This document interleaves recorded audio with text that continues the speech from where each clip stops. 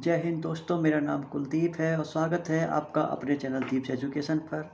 जैसा कि आप सभी को पता है कि आपकी एसएससी आईएमपी की आंसर की आ चुकी है। अब आप सभी लोग परेशान हो रहे हो कि आपकी जो कट ऑफ है वो क्या रहने वाली है। अभी आपके कुछ जो क्वेश्चंस हैं वो भी रॉन्ग हैं।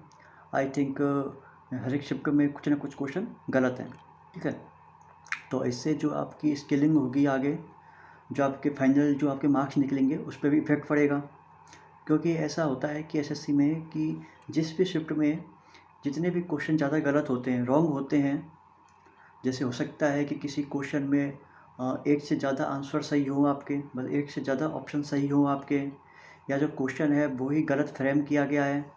तो जब भी एसएससी की गलती होती है क्वेश्चन फ्रेम करने में, तो ऐसे केस में क्या होता है कि आपको बोनस तो मिलता ही है मार्क्स का। उसके साथ ही साथ में जो भी आपके नॉर्मलाइजेशन होता है उसमें भी आपके मार्क्स ज़्यादा बढ़ते हैं बाकी शिफ्ट की बजाय, ठीक है। मतलब मेरे कहने का मतलब ये है, अगर एसएससी की ओर से क्वेश्चन गलत है तो आपके मार्क्स हैं वो काफ़ी ज़्यादा बढ़ जाते हैं और शिफ्ट की कंपैरिजन में, ठीक है। ये तो हुई पहली बात। अब दूसरी बात है, जैसा कि आपको पता है कि कल आपकी ऑब्जेक्शन करने की लास्ट डेट है, ठीक है। तो टाइम से पहले ही सभी लोग ऑब्जेक्शन कर दें कि आपको किस किस क्वेश्चन में ऑब्जेक्शन करना है, ठीक है। अब बात आती है, जैसा कि आपको स्क्रीन पर दिख भी रहा होगा अब, कि मैंने एक तैयार किया है। ये आई थिंक 7,500 स्टूडेंट के ऊपर किया गया है, ठीक है। जिसमें जो शिफ्ट वाइज बताया गया है कि किस शिफ्ट में कितने एवरेज मार्क्स आ रहे हैं, और उस शिफ्ट में जो हाई स्कोरर है, जिसके जितने मार्क्स हैं हाई स्कोरर है, उसके भी मार्क्स आगे लिखे गए हैं। और साथ में लिखा गया है कि उसकी जो शिफ्ट थी, मतलब वो किस सब्जेक्ट की थी, जैसे फिजिक्स थी या सीएस थी या ईसी थी, ठीक है। तो सबसे पहले मैं बात करता हूँ 14th की, 14 दिसंबर की बात करता हूँ। तो शिफ्ट है पहली, इसमें आपका पता है फिजिक्स का पेपर था। इसमें जो एवरेज मार्क्स रहा है वो रहा है 79। मैं फिर से बोल देता हूँ, यह जो रैंक आईक्यू पर आपका डाटा आया है, जिसमें 7500 बच्चे हैं, स्टूडेंट हैं, उनके ऊपर है। अभी तो इसमें थोड़ा और वेरिएशन होगा जब आपको पता है कि आपके 2.5 लाख फॉर्म फिलअप हुए थे, जिनमें से मेरे ख्याल से 50% ही लोग एग्ज़ाम देने जाते हैं। तो 1 सवा लाख के आसपास ही लोगों ने एग्ज़ाम दिया होगा, ठीक है। वो हम बाद में और बात कर लेंगे। पहले हम देख लेते हैं कि 14 दिसंबर को जो आपकी पहली शिफ्ट हुई थी, उसमें जो एवरेज स्कोर आ रहा है, एवरेज मार्क्स हैं, वो हैं आपके 79। और जो आपके उस शिफ्ट में हाई मार्क्स हैं वो हैं 142.75, ठीक है। सेकंड है 14 की सेकंड शिफ्ट है, उसमें एवरेज मार्क्स है 84.5, और जो हाई स्कोरर है वो है 150.5, ये भी फिजिक्स है। उसके अलावा 14th की थर्ड शिफ्ट है, जिसमें आपका एवरेज है 87.2, और जो हाई स्कोरर है वो है आपका 152.25, ये भी फिजिक्स की शिफ्ट है, ठीक है। फिर है 15 आपकी तारीख को पहली शिफ्ट हुई थी, उसमें आपका है 87.21, और जो आपका हाई स्कोरर है वो है 148, जो शिफ्ट थी CS कंप्यूटर साइंस की। उसके अलावा है 15 की सेकंड है, उसमें है 85.63, और जो आपका हाई स्कोरर है वो है 141.75, ये भी कंप्यूटर साइंस की थी। फिर है 15 की थर्ड शिफ्ट है, जिसमें है 95.41, सबसे ज़्यादा है अभी तक, और हाई स्कोरर है वो है 152.75, यह ईसी की है, इलेक्ट्रॉनिक्स की। फिर है आपकी 16 की फर्स्ट शिफ्ट है, जिसमें है 89.64, और जो हाई स्कोरर है वो है 144.75, ईसी इलेक्ट्रॉनिक्स की। फिर 16 की सेकंड है 88.6, हाई स्कोरर है 150.5, ये शिफ्ट है फिजिक्स की। फिजिक्स आपकी चार शिफ्ट में हुई थी, और जो आपकी CS है वो आपकी 3 शिफ्ट में हुई है, और जो EC है वो आपकी 2 शिफ्ट में हुई थी। 16 की थर्ड है, उसमें है 85.98, 154 हाई स्कोरर है, और CS कंप्यूटर साइंस। तो यह आपने देखा, इससे आप लोगों ने एक चीज़ का अंदाज़ा लगाया होगा कि जो इलेक्ट्रॉनिक्स है ये आपका 2 शिफ्ट में हुआ था, और दोनों ही शिफ्ट में जो आपके एवरेज मार्क्स हैं वो ज़्यादा आ रहे हैं, सबसे हाई आ रहे हैं, ठीक है।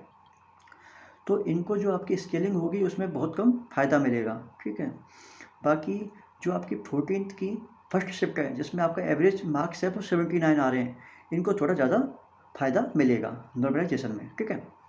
बाकी मैं बता दूं आपको, जब भी आपकी स्केलिंग होती है तो उसमें ऐसा नहीं होता है कि सभी के एवरेज मार्क्स कैलकुलेट किए जाते हैं, ठीक है। उसमें क्या होता है कि जितने भी ऊपर के बच्चे होते हैं, जैसे कि मैं बात करता हूँ कि 14 की थर्ड शिफ्ट की बात करता हूँ, तो 14 की थर्ड शिफ्ट में जितने भी ज़्यादा मार्क्स हैं कितने बच्चों के, 0.1%, 0.1% बच्चों के एवरेज मार्क्स को देखा जाता है।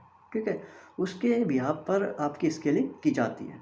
ठीक है, मैं अपनी बात को फिर से रिपीट करता हूँ, किसी भी शिफ्ट में ऊपर के जो टॉप स्कोरर होते हैं उनके 0.1% बच्चों को लिया जाता है, उनका एवरेज निकाल कर ये तय किया जाता है कि शिफ्ट आपकी हार्ड थी, कैसे आपकी स्केलिंग है, कितने मार्क्स आपके बढ़ाने करने हैं। ठीक है, और जब इन सब का एवरेज निकालूंगा तो इन सब का एवरेज निकल कर आ रहा है 87.01। ठीक है, मतलब एक तरह से अगर मैं सारे शिफ्ट की बात करूं तो आपका एवरेज निकल कर आ रहा है 87.01। मैं अपनी बात को फिर से रिपीट करता हूं, ये जो डाटा आया है ये डाटा रैंक IQ के बेसिस पर है, जिसमें 7500 बच्चों ने अभी तक अपनी जो रैंक है वो चेक की है। ठीक है, ये बात हो गई आपकी कि किस शिफ्ट को कितना फ़ायदा मिल सकता है। बाकी जब भी आप अपने जो ऑब्जेक्शन करोगे क्वेश्चंस वगैरह में, वहाँ भी आपको काफ़ी ज़्यादा भी गैप देखने को मिलेगा। ठीक है, किसी शिफ्ट में हो सकता है कि 5 क्वेश्चन रॉन्ग हो, किसी में हो सकता है 2 ही रॉन्ग हो, तो उस बिहाफ पर अभी और थोड़ा वेरिएशन आएगा। ठीक है, इसके अलावा फिर हम देख लेते हैं एक बार, जैसा कि आपको स्क्रीन पर दिख भी रहा होगा, जैसे अभी भी कुछ लोग पूछ रहे हैं कि ये बता दीजिए कि कितने फॉर्म फिल हुए हैं। तो आपको बता देता हूँ मैं कि जो टोटल फॉर्म फिल हुए हैं वो हुए हैं आपके 2,54,712, 2,54,712 फॉर्म फिल हुए हैं, जिसमें जो अनरिजर्व कैटेगरी है UR है उसमें है 59,969। ठीक है, मतलब 60,000 के आसपास फॉर्म फिल हुए हैं। उसके अलावा जो EWS है, इस बार आपको पता है कि EWS की जो वैकेंसी है वो भी कुछ ज़्यादा ही दे दी इस बार, 177 EWS को दे दिया है। कितने में से, 995 में से। तो जो EWS है उसकी जो फॉर्म फिल किए गए हैं वो किए गए हैं 18,906, तो ऑलमोस्ट 19,000 के आसपास हो गया। फिर बात करते हैं OBC का ज़्यादा रहता ही है UR से, तो वो है 1,05,557 फॉर्म फिल हुए हैं। फिर है SC के भी इस बार काफ़ी ज़्यादा फॉर्म फिल हुए हैं। ठीक है, तो SC में भी जो कट ऑफ में काफ़ी अच्छा तो देखने को मिलेगा। इसकी गई है 52,093 SC के फॉर्म फिल हुए हैं, और जो ST है उसके 18,187 हैं। फिर आते हैं एक्स सर्विसमैन। ठीक है, एक्स सर्विसमैन की जो फॉर्म फिल हुए हैं वो हुए हैं 797, और जो PWT होते हैं, दिव्यांग होते हैं, उनकी है 3201। ठीक है, ये आपको बता ही दिया मैंने कितने फॉर्म फिल हुए हैं, साथ में आपको बता दिया मैंने कि हर शिफ्ट में कितना कितना एवरेज अभी निकल कर आ रहा है। साथ में मैंने आपको बता दिया कि जो भी आपके मार्क्स बढ़ते करते हैं वो किस हिसाब से बढ़ते हैं आपके, और जो कितने बच्चों को लिया जाता है, 0.1% बच्चों के जो एवरेज है वो लिए जाते हैं। ठीक है, बाकी यही सारी मेन बातें थी। बाकी जो कट ऑफ है उसका मैंने थोड़ा सा आपको कल आइडिया भी दिया था कि उसके आसपास रह सकती है।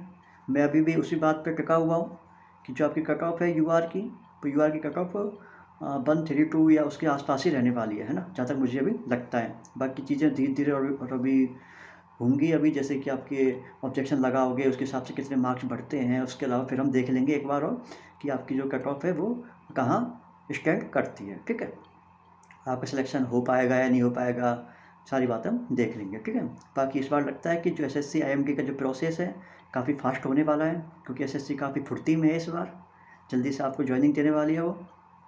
बाकी आप सभी लोग तैयार रहें। ठीक है, और आपको सभी को पता है जैसे भी कि जो SSC IMT है इसके बारे में जो भी इन्फॉर्मेशन होगी वो आपको इसी चैनल पर मिलेगी, तो इस चैनल को ज़रूर सब्सक्राइब कर लें। अभी वीडियो अच्छी लगी हो तो लाइक बटन दबा दें। आपकी कोई भी क्वेरी हो, डाउट हो, कैसी भी प्रॉब्लम हो, नीचे कमेंट कर सकते हैं, या फिर जो हमारा टेलीग्राम चैनल है, फेसबुक है, और जो इंस्टाग्राम है उसकी लिंक भी नीचे डिस्क्रिप्शन बॉक्स में दी हुई है, वहाँ जाकर भी हमें मैसेज कर सकते हैं। बाकी आप सभी के लिए यही था, अपना ध्यान रखें, चैनल को सब्सक्राइब करें। जय हिंद, जय भारत, थैंक यू।